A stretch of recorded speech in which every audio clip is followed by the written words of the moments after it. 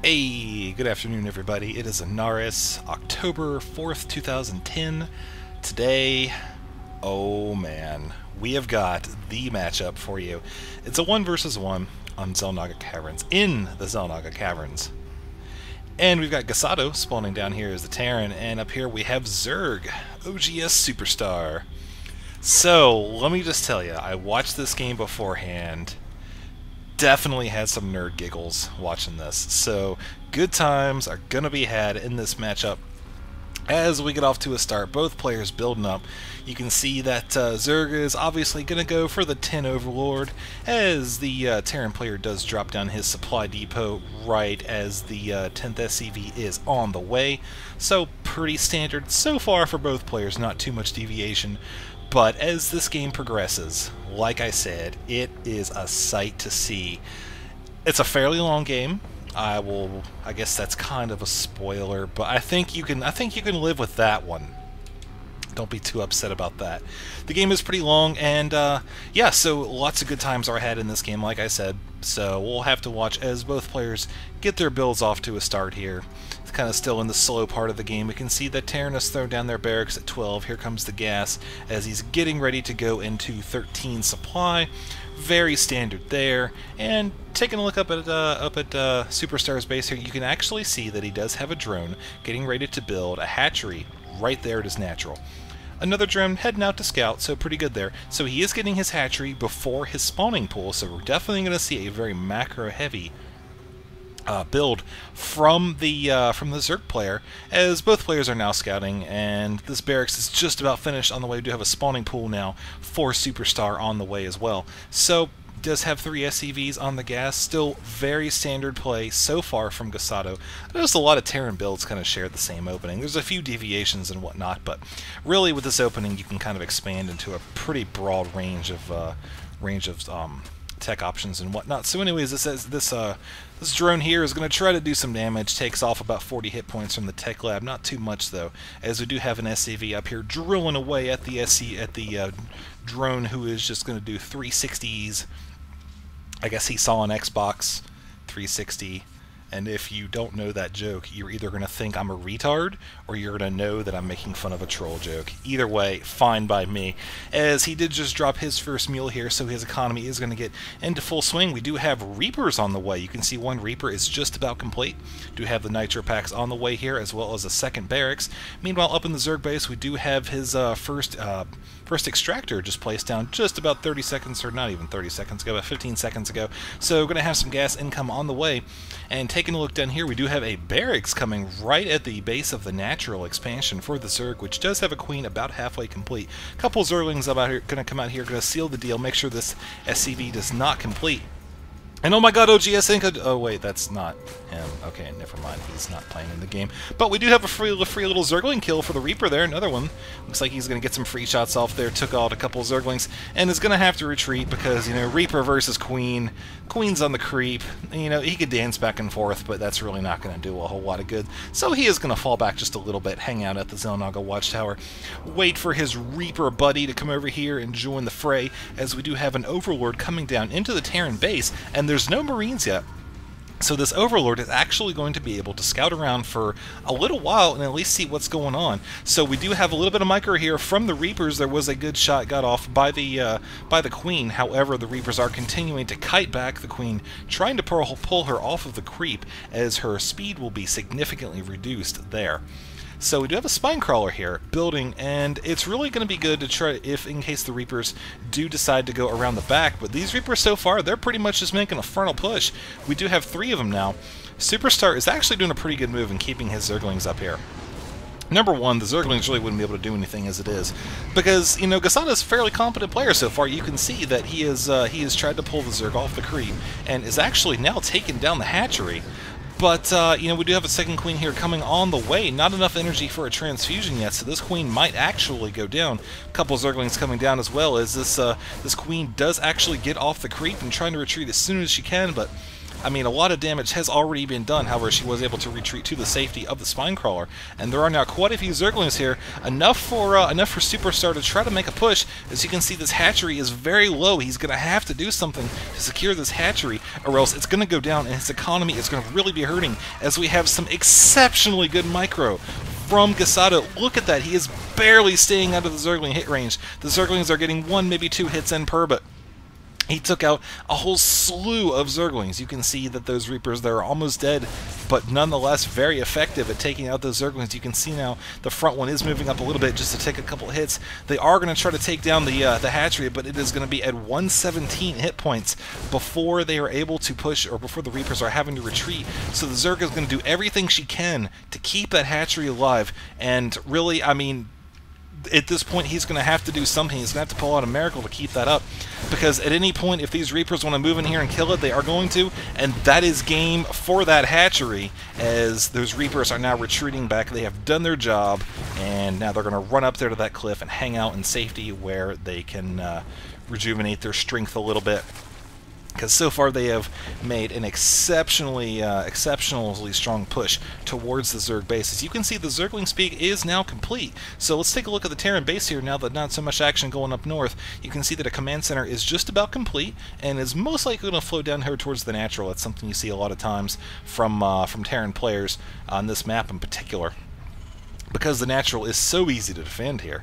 And I mean, you've got essentially 3 choke points, right? So it's really easy to know what's coming in from where. So you do have these 2 Reapers here, gonna hang out, not too much going on. Do have some Zerglings here, getting ready to come in, see what there is to see in the Terran base. However, there is already kind of a miniature wall, so to speak, up, so not too much damage is gonna be done. They would have been a little bit more effective if there were some Banelings, but there are the Reapers here, and it looks like there's a bit of a miss micro as one Reaper jumps down to his death and gets swarmed by the Zerglings, who are now retreating and are gonna build up just a little bit. So not too much going on right now. Like I said, both players just kind of macroing up a little bit.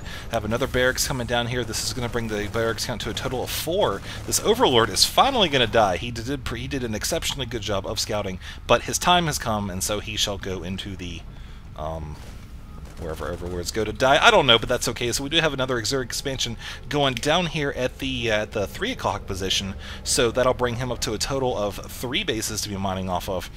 And you can see there's these two Reapers here, just trying to see what they could see. Not too much going on, as there are enough Zerglings here to at least drive away the Reapers and give the Terran pause. So he is going to pull those back and hang out for just a little bit, as we do see some creep starting to form out here from the Overlords, as he does have the lair tech complete. He is also building an evolution chamber, and for whatever reason I just lagged it there. Sorry about that. So anyways, we do have an infestation pit going down. Meanwhile, you can also see there's a couple upgrades as well, and a Baneling nest just completed. Meanwhile, on the Terran base, a whole slew of upgrades going. We have Weapons 1 Stim Pack, we got the shields, and we've got a starport, a Hellion, a whole bunch of stuff coming along the way. So the Terran player is continuing to keep his options open while pushing out, the Hellion is going to be exceptionally good for the Zerglings. As you can see, they are going to run in right here. And, oh man, they might die. Oh, that one Zergling just died a super quick death. Poor him. As, actually might have been 2, but whatever. You can see that there are now some Banelings coming in. So I love seeing Banelings versus Marines and Hellions and anything light. It just makes me so happy.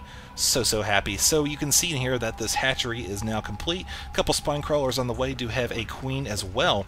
So pretty much the Zerg is just kind of solidifying his place in the map a little bit, so to speak. Does have a couple roaches here. As you can see, the Zerglings did press in and did die. However, you do have the Banelings here coming in, trying to do some damage, and they did take out the Hellion and a couple other Marines. Zerglings weren't able to do too terribly much, but they did take out a small number of forces. So we'll take a look here what the Terran has planned. You can see that he is transferring a couple more SCVs down here. He is also getting a medevac. He doesn't have any tech lab or a reactor on just yet, but you can see down here there is 2 more extractors being built. He is transferring up some drones, trying to saturate this natural, which is pretty close to full saturation at this point, and his main is looking pretty good as well, as he does have the 1 armor upgrade on the way, and he does have the pathogen glands. I always have to look at that because I forget what the name of it is, but it gives the infestors 25 starting energy in addition to what they already come out with. So he is going to go on, looks like he's going to be going roaches in addition to the Zerglings and the Banelings, which will actually be pretty good to counter the any sort of additional Reaper play that the Terran may employ. Also good versus the Hellions and the Marines, and to an extent the Marauders, but not so much. So anyways, you can see that he does actually have a very nice Overlord wall here. This is actually going to give him good vision, good range. He can see exactly what's going to be coming into the base here. And he actually can kind of see what's going on in this corner as well as here. So he is actually sitting in a pretty good position.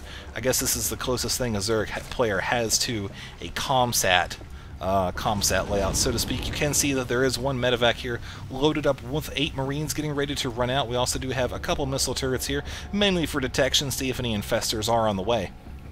As you can see, this Hellion is going to go out and see what there is to see. Not too much, though, as he is going to retreat. Meanwhile, the Zerg player is continuing to expand his creep, doing a very good job with that so far. As you can see, he does have 4 infestors now. He's making a considerable quantity of banelings, and you can also see that he is getting several upgrades. He's getting Zerg Armor 2, Missiles 1, he's getting the Ventral Sacs, so we're definitely going to see some drops here in the near future. You can also see down here there are some Marines that just dropped and stemmed behind the Zerg mineral lines. You can see they are taking out several drones. However, they are moving in within range of the spine crawlers, so they will die fairly quickly, as this one medevac simply will not be able to keep up with the healing. You can also see that he's sitting at 30 out of 150 hit points and does have 3 Marines in there, and a fungal growth says, no, you're not going anywhere. So that's pretty much all she wrote for that medevac. As you can see, the Marines evacuated only to die a couple seconds later to their infested counterparts. Meanwhile, the Terran player is going to make another push up here with a Marauder heavy arm. You can see that he has stemmed and is pushing in. The Zerglings are trying to get this around. Here come the Banelings trying to get in here. They are mostly hitting the Marauders. However, a couple of them did get in and did a lot of damage to the Marines, and the Roaches were able to finish that push off with some Zergling backup. So you can see there are some infestors here as well running back. Nothing much going on down here at this present time. I was hoping to see maybe an infestor counterattack, but nothing just yet, as we have a fairly well-placed engineering bay that's going to block off any units from coming back here. You can see that Zerg almost finished off that rock, but not quite. As you can see, there is another Terran drop down here in the back of the Zerg base. This is the little sweet spot for drops, man, I'll tell you. The creep just barely doesn't go back here, and the Zerg defenses barely don't reach it. So he is going to leave one infestor here, which will be good for catching any medevacs off guard. As you can see, there's one sitting right here in the corner of the map. And we do have another one getting ready to head out towards the back of the natural, and the Zerg is going to continue to push out his forces, take out those rocks, finish those off, and here comes this other drop. Not too sure how well this one's going to go, as he might not see what exactly he is getting into. But I'll tell you what, you know, the Zerg army is moving out. He did not see that just yet. But there go the Zerglings. He knows exactly what's going on. He's keeping those units right there on top of the medevac, or under it, so to speak, ready to pounce on whatever is going to drop on it. And you can see this is really the only spot that the Terran player has to drop. But really, I mean, it's only a couple units, so it's not really going to do so much. However, that fungal growth says, nope, you're not going anywhere. And, yeah, so those infested Terrans are going to maybe finish it off, maybe. Yep, I guess GiSado hasn't really thought about it too much. There was one last fungal growth for good measure. And you can see even the drones getting into this, man. I'll tell you whatever, man. Everybody enjoys the war effort here on this map as the Zerg is continuing to push out. And Terran is actually doing likewise. He is going to go ahead and get this expansion secured. It looks like he does have a siege tank now, which will be very effective at taking out pretty much a lot of the stuff that the Zerg player is fielding here, especially if he does get more siege tanks. This is a 1.1 game, so you can see that there is a damage difference. You can see it's 50 versus armored and 35 versus normal units, or light units, so to speak. So, anyways, you can see here there are a lot more Overlords moving out here, and with the Overlord carrying upgrade, I cannot wait to see what is gonna go on with this. You can see that both players have a whole slew of things on the way. Ultralisk Cavern upgrades all across the board for both players, more siege tanks, more marauders, and a planetary fortress. But this is what I am looking forward to right here. You can see a couple of Zerglings, looks like they missed the Overlord train, but here comes the drop, and oh my god, carpet bombing Banelings! Oh, that was absolutely glorious. I love seeing that. Oh man.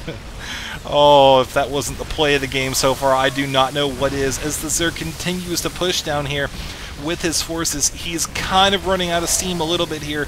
Probably the planetary fortress combined with these Marines and the siege tank will be able to finish this off. But I'll tell you what, this player gets like 17 out of 10 for style on that, man. That was that was a sight to see, as that one roach dies a super quick fiery death. But ultimately, the Terran player was able to hold that off. You can see not too much else is going on down here. The Zerg player is continuing to build up his forces, getting more Zerglings, more Banelings. I am praying that we see more of the exact same thing. I mean, come on. You know that was beautiful. You know it was. So, anyways, Terran player continuing to build up his infantry-based forces. I'm a little surprised that he's continuing to push this, but the thing is, he is pushing the upgrades on it, so he's really dedicating himself to this infantry and land-based build. The Marines, Marauder, and Medevac, and a little bit of Siege Tank backup, which is actually a really good move. He's really going to have to expand on that to really capitalize. Are they going to make it in there? Yes! One Baneling does make it into the Marine line, takes out several of them, as we do have another drop. Oh, thank you so much, Superstar. You are listening to my commentary, and you are doing exactly what I tell you. And here they come right now, except they're dropping Overlords this time, as well as those wonderful, juicy Banelings who are going in and doing exactly what I want them to. This one Overlord, he's trying to DPS down this planetary fortress, but that's not really going to happen so well, as they're just... The thing was, those drops are absolutely beautiful, but because of the Banelings hitting the armored units, there's really not enough units left in the Zerg drop for a good follow-up. So you can see that here, now that the Terran player basically has almost all of his armored units left and a couple Marines that he's built, he is able to counter-push because there just wasn't enough anti-armor in that drop to really do the damage that needed to be done.